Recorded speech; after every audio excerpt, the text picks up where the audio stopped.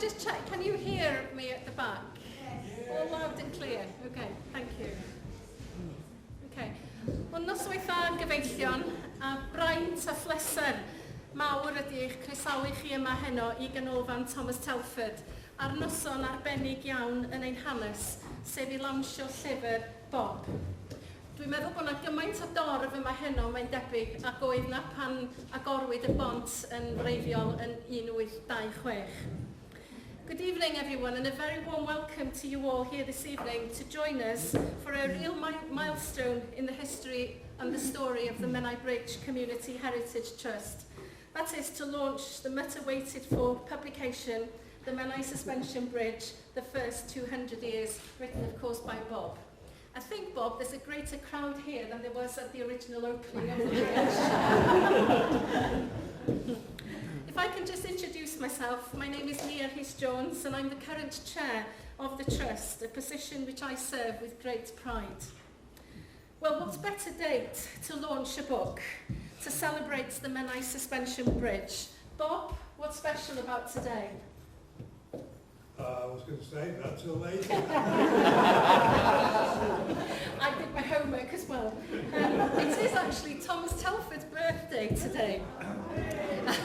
So Penblwydd hapus, Mr Telford. We hope you enjoy this birthday celebration in your honour. If you will allow me just to spend a few minutes to provide you with some main development stages of MBCHT. Believe me, with the research and knowledge I have acquired over the past weeks, I think there's another book here to be written. MBCHT is without a doubt quite a unique organisation. We are the absolute definition of teamwork at its best. You are this evening standing in a fully accredited bilingual museum which we are able to literally wheel in and wheel out and provide a valuable income when it's not used as a museum. It was meant to be a multi-purpose centre, as it was one of our goals was to be to serve the community. Every person linked to the Trust, from our President, Vice Presidents, trustees, staff and all volunteers are crucial to the success of our cause. The skill sets amongst us is phenomenal, and I do question if there are many museums like us whose range of activities would amaze you were I to list them all. The fact that we have not one author here this evening in Bob, but several other authors, John Cowell, Julie Stone, Warren Kovach, is quite unique in itself. So when we lose a member of our family, we feel it greatly. And at this point, I would like to welcome and thank Heather McLaughlin for joining us this evening. Heather's husband, Sean, our Vice President, died a fortnight ago.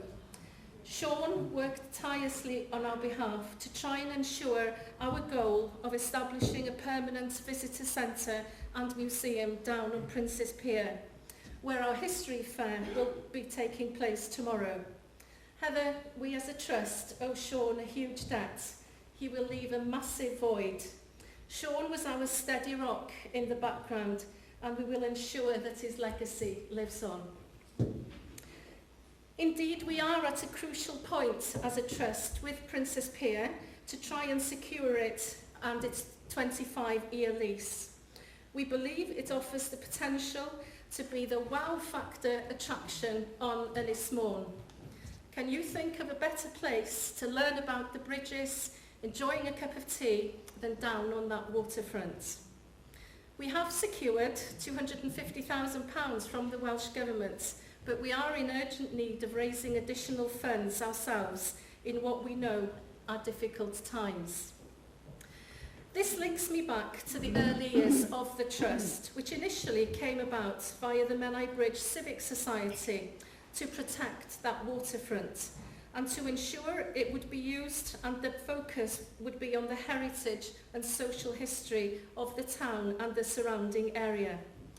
Our President, Jean Baker, played a crucial role in instigating this strategy many years ago, and it is no exaggeration to say that Jean's passion and determination, you don't say no to Jean, in those early years, right until this present day, have all been vital in the Trust's development and growth.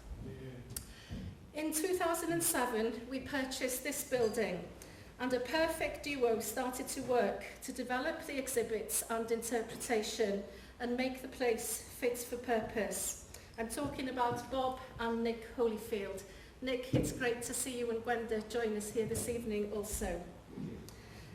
The centre went from strength to strength, offering educational workshops to all ages, ranging from primary to postgraduates and beyond. Most Merched y Wawrs from most of Wales, I think, history clubs, engineering groups, locally, nationally and indeed worldwide have visited this centre, knowing that the information provided here was the best possible they could have. But the Trust's desire this evening is for us to salute and thank Mr. Telford Mark II, as I call him, Bob. Bob needs no formal introduction, and we are delighted this evening also to welcome Bob's family, of course, Rosemary, Colin, Anita and Sonia. When I first met Bob, I must admit being a little bit in awe of him. Who was this person who just knew the blooming lot, and in perfect Welsh as well? Very soon I became to admire him greatly and feel very honoured to be speaking here this evening. Bob and family, we feel so privileged to be here celebrating this milestone in light of your recent health problems recently. I honestly believe it takes a remarkable person to have published this book on time. Can I at this point thank also Warren and John Cowell for all their assistance and personal support to Bob to ensure that his deadlines were met. So what can I tell you about Bob? Now I've got to put my glasses on. I won't take long. Right, so Bob was born in Kent, and following a successful graduation reading civil engineering in the University of Dundee, he moved to Staffordshire County Council for a 6-year period before moving to North Wales in 1974, working for Gwynedd County Council. Bob took on the role of Deputy County Surveyor in 1984 and progressed to become County Surveyor in 1991. In 1992, Bob became the Director of Highways for Gwynedd Council. After a lifetime in local government, he retired in 2003 to become an independent consultant. Bob has been lauded many times for his incredible contribution to the industry in North Wales and has been the North Wales contact for the Institute of Civil Engineers Panel for Historical Engineering Works since 2004. Along with this, Bob was nominated and admitted to the Gorsedd y Beirdd at the 2017 Ynys Môn Eisteddfod for his services to the Welsh language and engineering, which is an incredibly important cultural achievement as he was born and raised in England. Robert o Ddyfnaint has been in Llanrwst twice this week, taking part in the Gorsedd ceremonies, so I know that Bob is extremely proud of that accolation as well. Bob was chair of the Institution of Civil Engineers North Wales branch in 2000 and the Chartered Institution of Highways and Transportation North Wales branch from 1994 to 1996. He received the CIHT Certificate of Merit in 2005 with the Cymru Wales region, further celebrating his contribution in 2018 with a Lifetime Achievement Award. His proficiency and passion for civil engineering is infectious, almost palpable, and he has shared his knowledge with a generation of budding engineers. And in recognition of his contribution and dedication to the Welsh language and his immovable passion for an industry where he is held in such esteem, in 2018 he was given the Outstanding Contribution to Industry Award by the CIHT. But those are your career achievements. I spoke with someone who knows you very well. Not a family member, nobody to do with a trust, and I asked her to describe you in 3 words. She couldn't describe you in 3 words, actually. The first term she described Bob was gwr bonheddig a chwrtais, a true and courteous gentleman. Dyn sy'n nabod ei bobl, a man who knows his people. Dyn teg a doeth, a fair and wise man.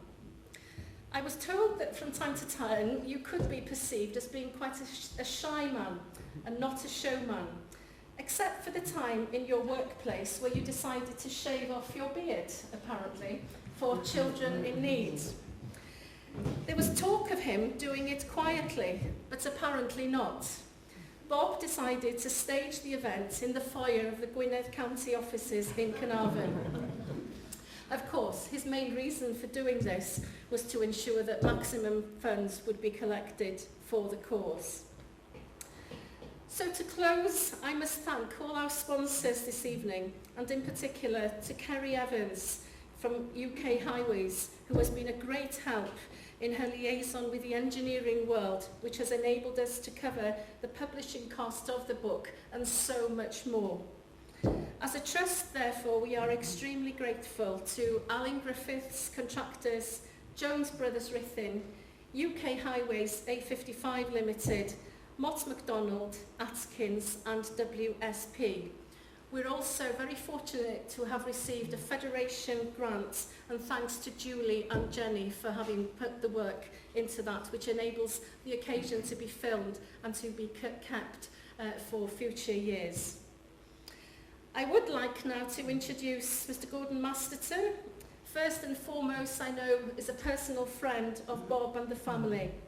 Gordon and Linda Masterton have travelled down from Scotland and have followed the Trust's journey over the years, I know. Gordon is a former president of the Institute of Civil Engineers and is the chair currently of the panel for historical engineering works. Can I pass over to Gordon to say a few words, please? I couldn't see you there for a minute.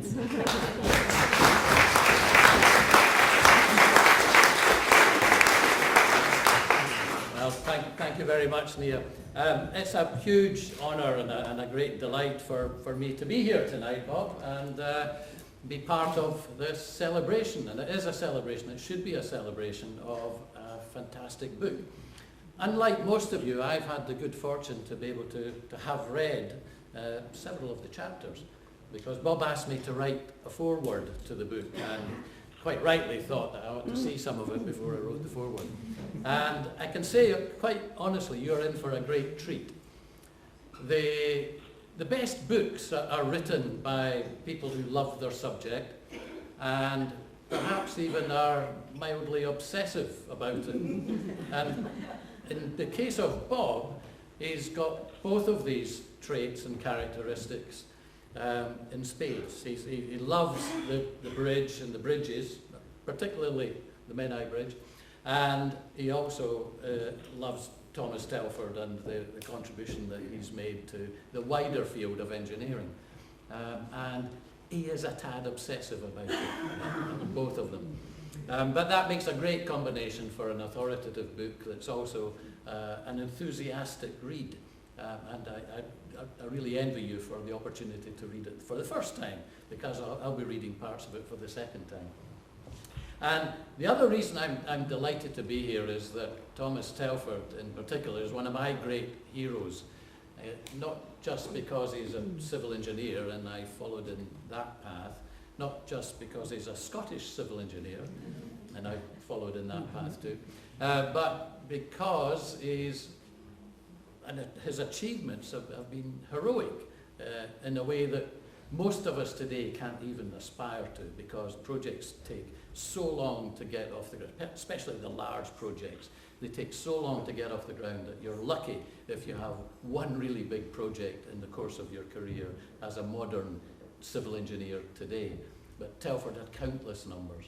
He had the Great North Road connecting Scotland to the rest of the UK, the Caledonian Canal to improve navigation around Britain and as an island, the improvement of harbours in the north of Scotland, and of course the A55 and the route to trade with Ireland, and as well as connecting North Wales in the process. It served a dual purpose. So it was a phenomenal achievement. That's just some of them. St Catherine Docks, many others. So he had a phenomenal career as a civil engineer and had a huge number of really important projects. But I think the greatest achievement that he had was the Menai Bridge.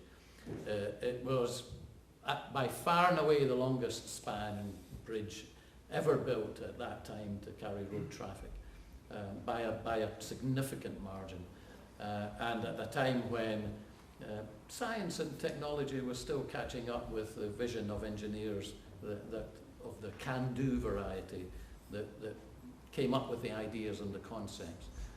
But he wasn't a gung-ho engineer. He didn't try things that he didn't believe would be entirely successful. And he took a measured approach based on the science and the engineering that he was largely self-taught with. He had a basis of being trained as a skilled mason, and then took it to the next level, but largely self-taught beyond a certain point in his career. But he was an educated engineer. We would regard him as equally qualified today as he was at the height of his career. So he's one of my phenomenal heroes. And he also, of course, became the first president of the Institution of Civil Engineers in 1820, which is 185 years before I became a president of the Institution of Civil Engineers later. So another parallel there. But he served for an awful lot longer than I did, because in those years, the very first president served for 15 years, whereas nowadays it's a one-year post. So I'm delighted, Bob, that we've got to the stage of tonight and seeing the book in print. I think it's a phenomenal achievement. We'll hear a lot more of it from the man you've really come to hear, which is Bob himself, a little bit later. But thanks for the opportunity, Nia, and thank you, Bob, for the opportunity to write a short foreword for the book. And I'm sure you'll enjoy the entire book. Thank you very much.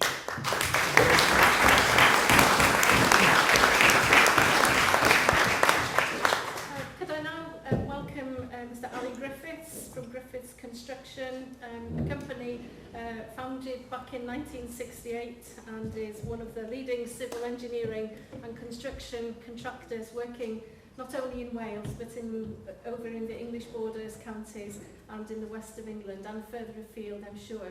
We welcome Mr. and Mrs. Griffiths this evening, and we thank you for coming. I would like to say a few words. Diolch yn fawr.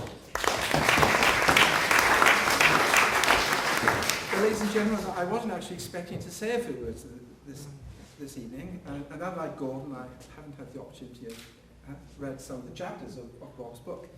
But nevertheless, it's a great honour to be here, because Bob is an exceptional person. I've known Bob for over 40 years, we've worked extensively with him, and the comments that have been made both by Nia and Gordon are entirely appropriate. No fairer and knowledgeable man could one wish to meet. And for us, when we were given the opportunity to sponsor Bob's book, with the co-sponsors that you've heard Nia refer to, it was indeed a great honour for us. So we're especially pleased to be able to do that, Bob. And maybe we could act as your agent and sell the books as many as we can throughout the Principality and the Heritage Trust. Much premiums. So I just want to congratulate you on what you've done. It's fantastic. And I think what the Heritage Trust is doing, and what you're doing, is also tremendous. I want to congratulate you all. And for us as sponsors, we're very privileged and pleased to be able to do so. Thank you very much. Thank you.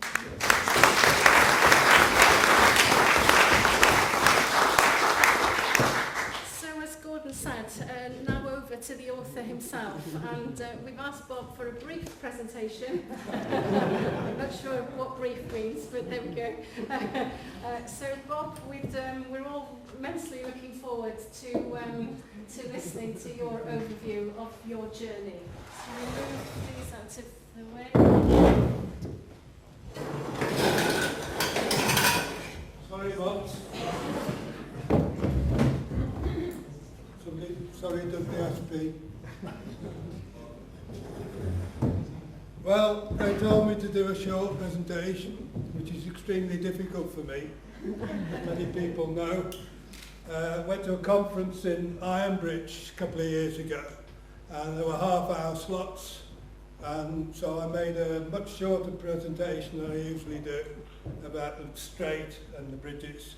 And you had to stop after 20 minutes, and then it was questions and answers for 10 minutes. So I'm just about mid-flow, and the woman says, "Stop." "What? Stop? 20 minutes? Oh, all right. And she said, "I'll take the first question. What was the rest of what you were going to say?" This is not much. That's the book, in case you hadn't found out. All what they've said is OTT. I started this book just over a year ago. Originally, some time ago, we discussed doing a book about the two bridges to tell the story of both bridges. As I've said to some people tonight, there are loads of books around that have loads of mistakes in them and errors of fact, and it just annoys me. So I thought I'd write a book that gets everything right. So someone's bound to email me in a few days saying, "You're wrong." Anyway, so that's the book. Does anybody know what this is?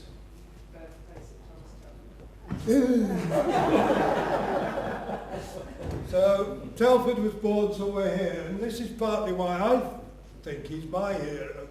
He was born basically in the middle of poverty. His father died when he was only 2.5 months old, and from there he became the greatest civil engineer of his day.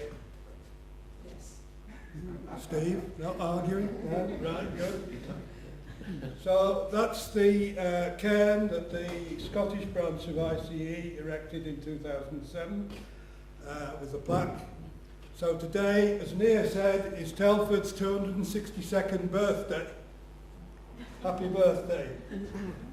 And he's still under the floor of Westminster Abbey. We have some TT250 celebrations as well. I haven't seen William tonight. Is William here? No. Oh, well. William on the left, William Day, he helped me significantly with the book as well, because his technical information is way beyond mine. So that helped. And David Orr was then Senior Vice President, because Quentin Leaper, who was President this year, decided to unveil a plaque on Telford's first bridge, Montford Bridge, just outside Shrewsbury, so he didn't come on that day. Then yours truly, and the other one is Robin Shaw, who was Director of Highways for the Welsh Assembly Government, as it was then, wasn't it? Yeah. So he accepted the stone on behalf of the Welsh Government. So that was the stone. And there are 5 of those in North Wales. We did one at Pontcysylder, Conwy Bridge here, Stanley Embankment, and then the end of the road. And then later we took one over to Ireland. As part of getting the book written, I sent an early chapter to Peter Cross-Rudkin, who was there, because he's the expert on Rennie, because I didn't want to say anything wrong about Rennie. And he sent back this picture and said, "I've just had this from the National Library of Scotland, and none of us had seen anything about this. It says that it's a bridge, a design of a bridge from Garth Point in Bangor across to what is now the Gazelle, which is about a mile or more east of where the bridge actually is." So we thought this would be good to put in. So Warren, who has done most of the work on this book, a lot more than me, followed it up with the National Library of Scotland. And we finally got that it was enclosed with a letter dated the 18th of May, 1811, from Charles Wyatt, saying, "My brother Benji told me to send you this." And so I've put 2 and 2 together and made about 24, because 2 of the Wyatts at least worked for Lord Penryn, who owns the heap over there. And he doesn't have a brilliant reputation. And I thought, well, when government was considering the 1811 report of Telford about the road from London to Holyhead, he thought, if they're going to fund a bridge across it, build it on my land, and then I can screw Carnarvon and Bangor and Porthaethwy, and I'll get all the... But it didn't happen, thank goodness, so there we are. Another important thing, in the book there's an awful lot of mention of the Provost family. William Alexander Provost was the resident engineer for the construction of most of the road in North Wales and also the bridge. And John Provost was his brother, who was in Shrewsbury at Upton Magna in the foundry where all the ironwork for the bridge was made and checking every piece of ironwork. And they were both sons of Henry Provost, who was also a civil engineer, who didn't work for Telford, but Telford congratulated him in 1815 on one of his designs for a tunnel on the canal. And Thomas Stanton, father of Harriot and Emily, was also a civil engineer. He started off as accountant to the Ellesmere Canal, which is where Telford started his civil engineering career. And as it happens, the two brothers married the two sisters. And at the bottom of that family tree is Anthony, who is still alive in Bombleston. He's aged 93 now. I met him in 2007 when we were doing TT250. And he's actually got a letter written by Telford to a court saying that the William and John are reasonably good blokes and highly suitable to marry these two sisters. But since both fathers were civil engineers, I just wonder why they had to write that letter, but it's quite interesting. Anyway, William and Harriet didn't have any children. John and Emily did, and that's the line, and there was more civil engineers in the family. Very important family. William resigned after the bridge was complete, ended up building part of the Birmingham-Liverpool Junction Canal for Telford, and John took on the responsibility of looking after the Holyhead Road in North Wales and the two bridges, the Menai Suspension Bridge and the Conwy Suspension Bridge, and he ended up being responsible for the whole of the road from London to Holyhead. He lived in Holyhead on Salt Island for a long time. So I thought, with going through all of this, what I was trying to do was to tell the story of the bridge. There's loads of books around about different things in the bridge, the construction or what's happened to it at different times. Nobody's put the whole lot together and told the story of the bridge from start to today. So that's what I've tried to do. And I'm finding all the research in these papers. How many presidents of the Institution of Civil Engineers have been involved with Menai Suspension Bridge? Of course, starting with Thomas Telford, Robert Stevenson, his father did the initial survey for the railway, George Stevenson, but they did actually consider using the suspension bridge for the trains. And the bridge at the time was the responsibility of the Office of Woods and Forests, Her Majesty's Commissioners for Woods and Forests, and they were quite happy to let them have the westbound carriageway and put a train on it. But at that time a bridge collapsed in Middlesbrough or somewhere, suspension bridge, so they decided not to go through with it. Then Benjamin Baker, who was responsible for the new deck in 1893, or a bit later. Basil Mott, who became president, he also did a survey for the new Ministry of Transport in the early 1900s. Henry Percy Maybury was the first chief engineer of the new Ministry of Transport in 1919. So he commissioned an inspection of the bridge straight away because he was worried, which he should have been. And of course Sir Alexander Gibb, who was the principal of the firm that was responsible for the reconstruction 1938 to 40. Now also Menai Heritage has connections with presidents. There's one of them sat here, and Quentin actually came with one of our plaques over to Ireland when he was president. David Orr, of course, unveiled 3 of the plaques at Pontycylter, Conwy and here.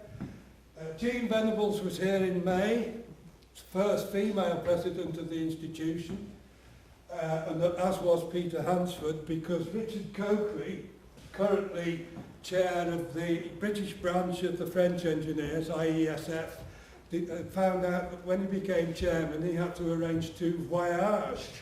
So he thought, we'll have one to North Wales and Cheshire, because he lives in Chester.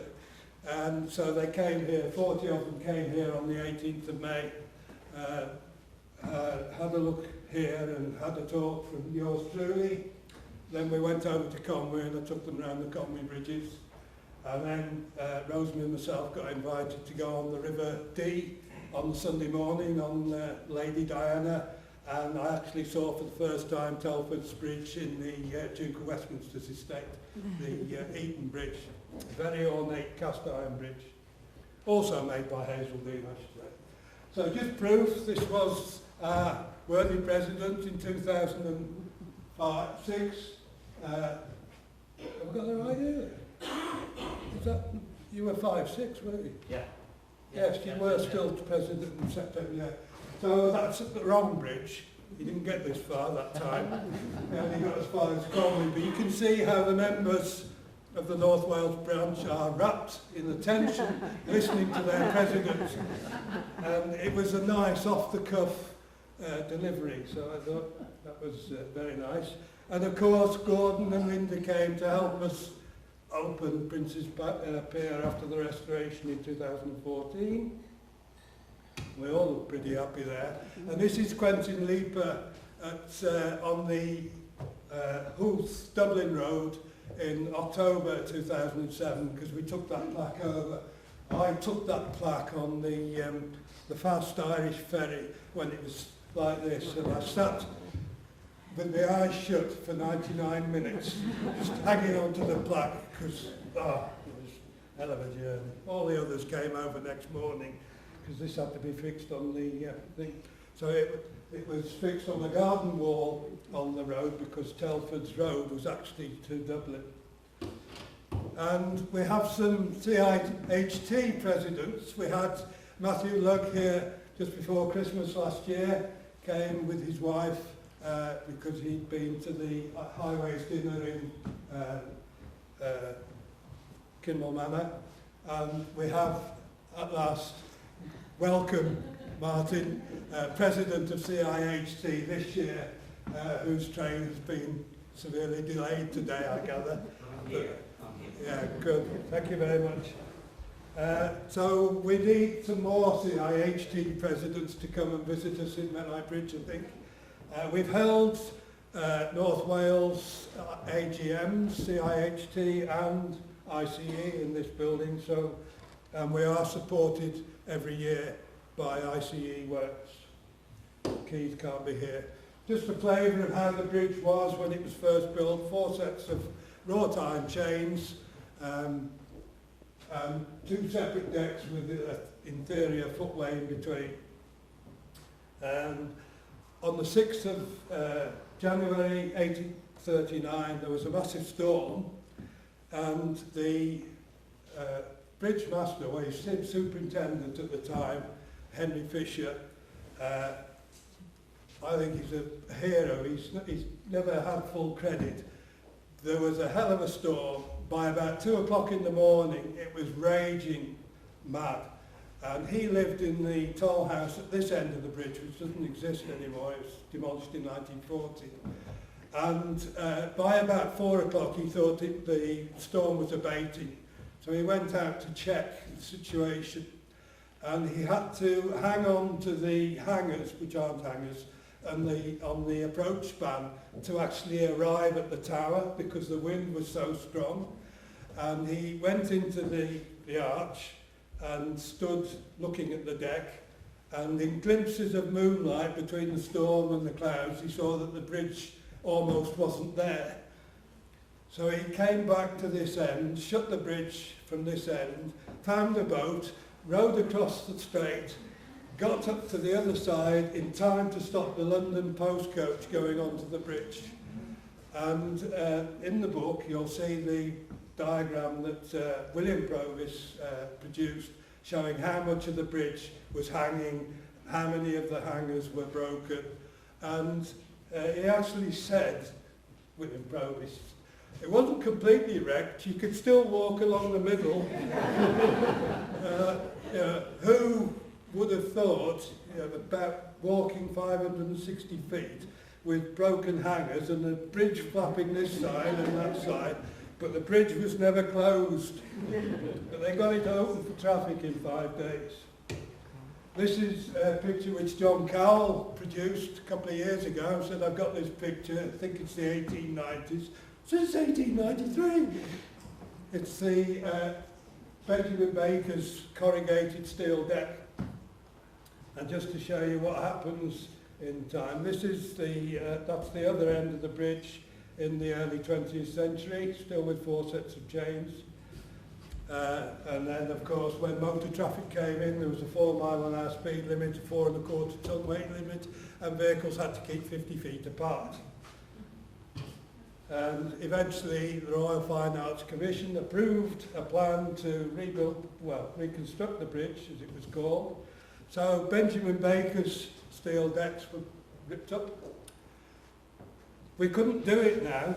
This bridge was reconstructed, keeping traffic flowing. So traffic is lying on the other lane, and the new deck was built underneath the old deck, so there are pictures of people working underneath the old deck. The old chains were taken out. You could just see, we haven't got a pointer. You could just see the bundle of cables there below the chains and above the top beam of the stiffening girder. Those temporary cables were anchored at each end. If you walk under the bridge this end, you can see where they were cut off when they finished. They're rusting away. And the outer chains were taken away, the new chains were put in. The new deck was, when the 2 decks were taken away, the new deck had a ramp down onto it while they took the central chains away, so they're dropping these wrought iron chains weighing about 24 tons with live traffic running past, which we couldn't do now. And there are some pictures in there that are quite hairy of the scaffolding and stuff they had in 1939-40. Guys working underneath the arches of the bridge. And there's a couple of trees there and a couple of trees there and a plank and a ladder. And they're actually putting the plates on the bottom end of the hangers that go through the masonry under this end. So, I was told to shut up after a while, so the arches were widened only on the centre.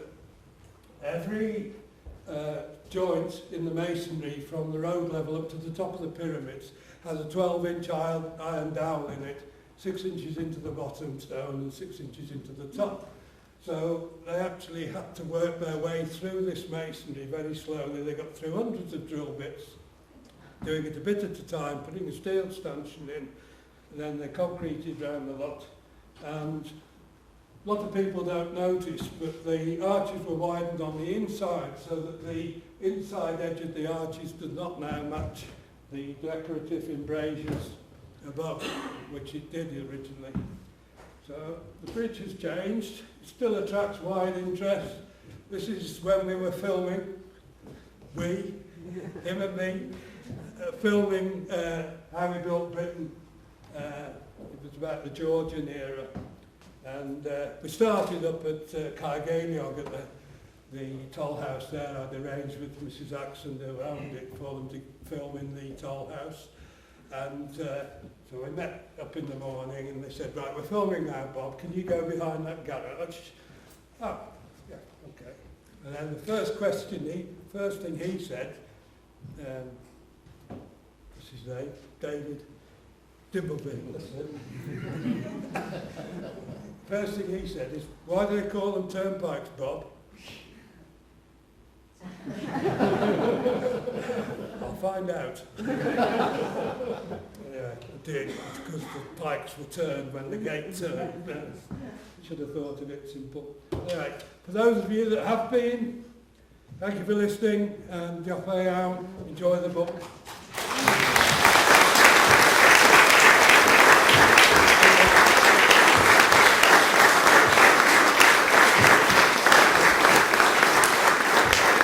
All this applause really should be shared with Warren.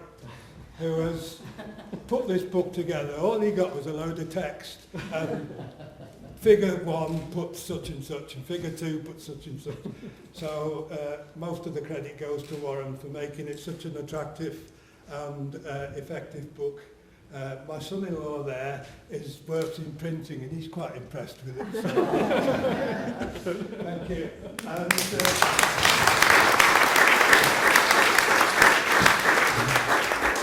Alan, thank you so much for sponsoring it. It's made it so much easier to produce a book.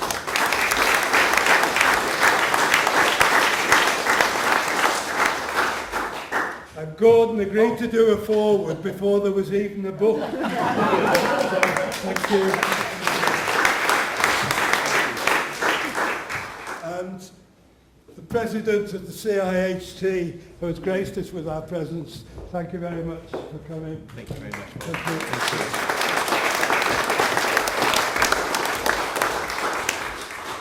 And our worthy chair. Yeah.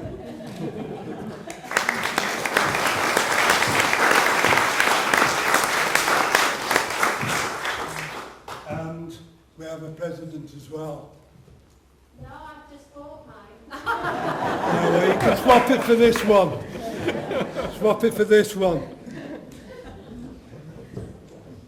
And as Mia said earlier, we recently lost a very important trustee, so I'd like to give Heather a book.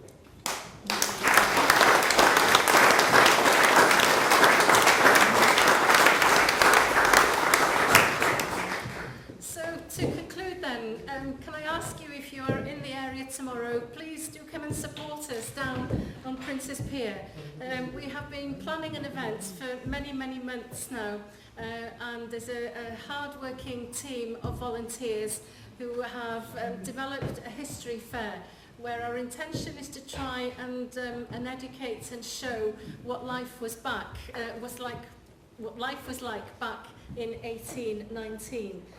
We have bridge-related stalls. We have a reenactment which will show what life was really like and the social history and people who were directly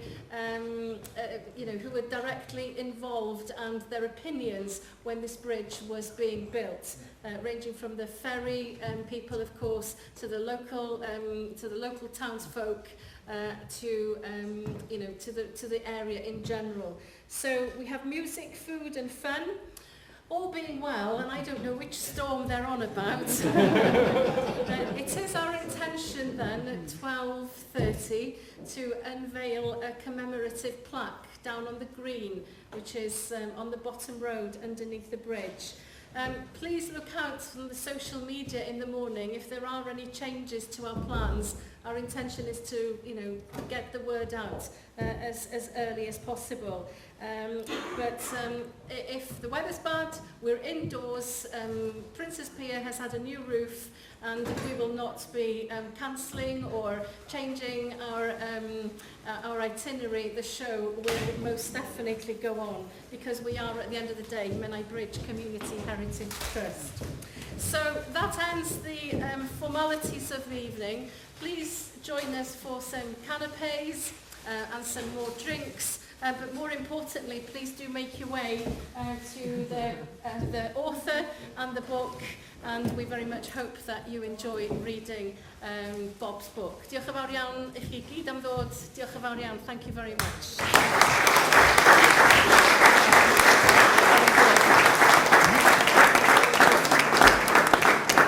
The proper version is down on the stone, waiting to be unveiled tomorrow. But as these things happen, this is the wrong version. Those of you who don't speak Welsh will not realise what the problem is. But all the apostrophes in the Welsh have disappeared. So Steve sent it to me and said, "Hey, it's looking pretty good." I looked at it and said, "Oh." Emailed him straight back and said, "Get another one made quick." Anyway, so we've now got two plaques. We've got to put in the apostrophes with felt pen on this one. If it's too wet to see it, that's what it looks like tomorrow.